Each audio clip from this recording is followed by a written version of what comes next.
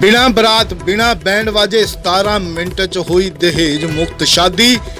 बेलोड़े रस्मों रिवाजां ਅਤੇ समाजिक कुरीतियां खिलाफ जागरूक कर गया ये अनोखा विआह। कबीर पंथी सतलोक आश्रम बरवाला हरियाणा वाले सतगुरु रामपाल महाराज जी के सेवक रोहित दास पुत्र हेमराज वासी मंडी गोविंदगढ़ ਅਤੇ सोनिया दासी पुत्री बेगराज वासी लुधियाना ने नवीं पीढ़ी ਨੂੰ जागरूक करदिआं बिना किसी अमंडर ते भड़क तो सधारण कपड़े विच संत गरीबदास जी की बाणी राही सिर्फ 17 मिनटां विच यह विआह करवाया। अनोखे परंतु बड़े सादगीपूर्ण ढंग नाल होए इस समागम विच लड़के अते लड़की के परिवार वालों 10 जाने ही आए।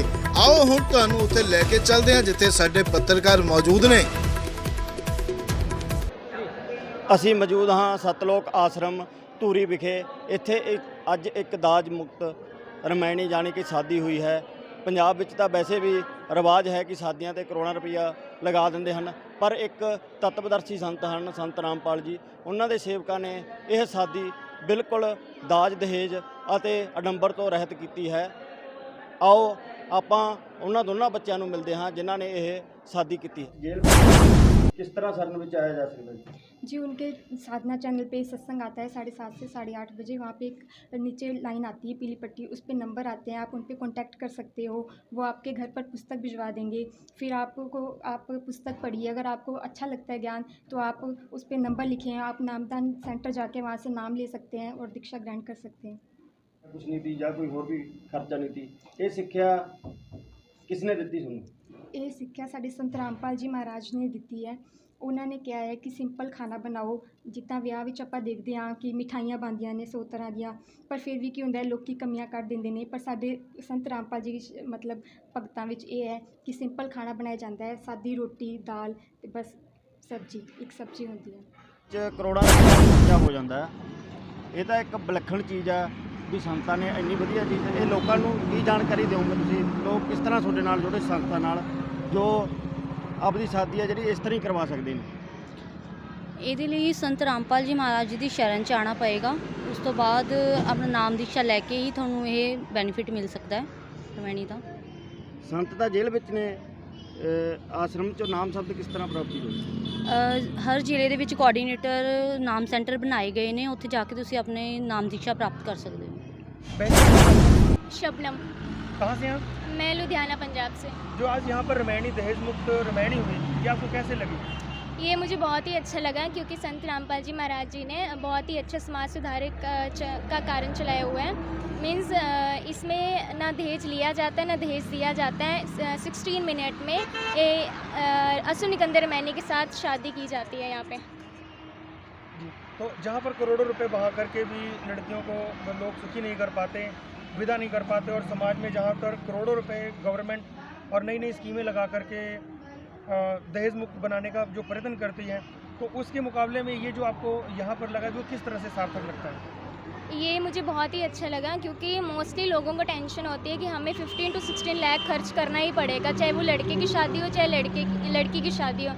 क्योंकि आजकल जो समाज के अंदर जो दिखावा हो रहा है, प्री वेडिंग मतलब वेडिंग के पहले भी प्री वेडिंग वीडियोस बनती हैं और भी कई तरीके के दहेज दिए जाते हैं, वो भी लेटेस्ट। लेकिन यहाँ संत रामपाल जी महाराज जी के अनुयायी एक सिंपल तरीके से शादी करते हैं। तो जिस तरह से यहाँ पर खाने पीने का जो प्रबंध है वो कैसे किया जाता है? क्या लड़के लड़की वाले देते हैं या कैसे किया जाता है? नहीं, यहाँ ना लड़की वालों की तरफ से कुछ दिया जाता है ना लड़कों वालों की तरफ से। ये जो भी खाने पीने का सिस्टम है, जो भी करे वो सब संत रामपाल जी महाराज जी के अनुयायी मिलजुल कर करते हैं। तो क्या लड़की और लड़के वाले सिर्फ यहाँ पर आकर शादी करते हैं? आश्रम में मतलब कहने का क्या उनका कोई भी खर्चा नहीं लगता? जी नहीं, बिल्कुल भी नहीं लगता।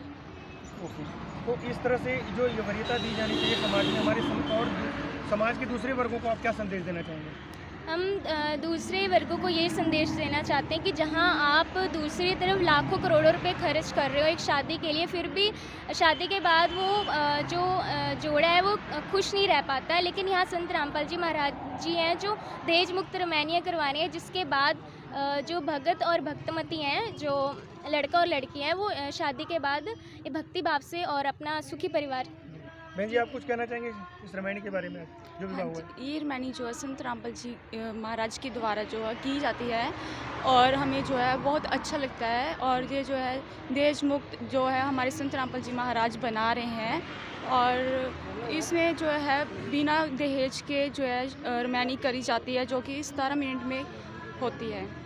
तो जिस तरह से देखा गया कि यहाँ पर बहुत हम शादियों में देखते हैं तड़क भड़क कर लोग लड़कियाँ सजती हैं संवरती हैं, तो क्या आपका मन नहीं करता है कि शादियों में जैसे कहने का मतलब जो आते हैं तो इस तरह से कैसे आपको एक चीज़ को आप नवयुवा पीढ़ी हो और जो दूसरा समाज वर्ग है वो इस चीज़ को देखता है, तो आप इसके बारे में क्या सोचते हैं? जी, जो भी सजावट है जो भी है ये तो सिर्फ एक लोक दिखावा है। जो संत रामपाल जी महाराज जी के भगत बन जाता है वो एक्चुअल में बहुत ही सीधे तरीके से शादी करता है। मीन्स इसमें कोई भी लोक दिखावा नहीं है, बहुत ही सिंपल तरीके से यहाँ पे शादी की जाती है। बिल्कुल लोग दिखावे से दूर, ये सिंपल और साधारण तरीके से शादी करते हैं। धन्यवाद बहुत बहुत। बहन जी, क्या नाम है आपका? किरण दासी, कहाँ से आए हैं आप? होशियारपुर से। बहन जी, आज यहाँ पर संत रामपाल जी महाराज के सानिध्य में जो दहेज मुक्त शादी हुई है और यहाँ पर काफ़ी संख्या में लोग एकत्रित हुए हैं, शामिल हुए हैं इस कार्यक्रम में, तो आप भी वहाँ से आकर के इस दहेज मुक्त कार्यक्रम में शामिल हुए हैं, तो कैसा लगा आपको ये दहेज? बहुत ही अच्छा लगा। इतने प्रेम और शांति पूर्वक यहाँ पे हो रही थी रामायणी। मतलब गुरुजी बिल्कुल बुराइयों से छुड़वाकर बिल्कुल शांति पूर्वक प्रेम भाव से यहाँ करवाते हैं शादी, जिसमें ना दहेज लिया जाता है और ना ही दहेज दिया जाता है।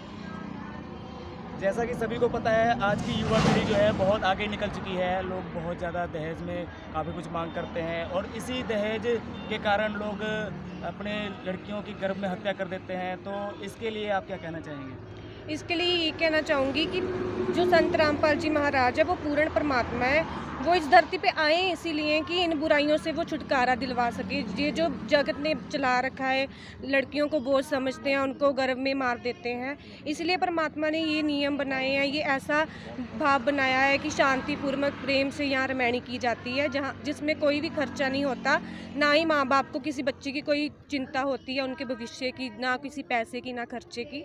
वो सब परमात्मा अपनी दया से ही करते हैं।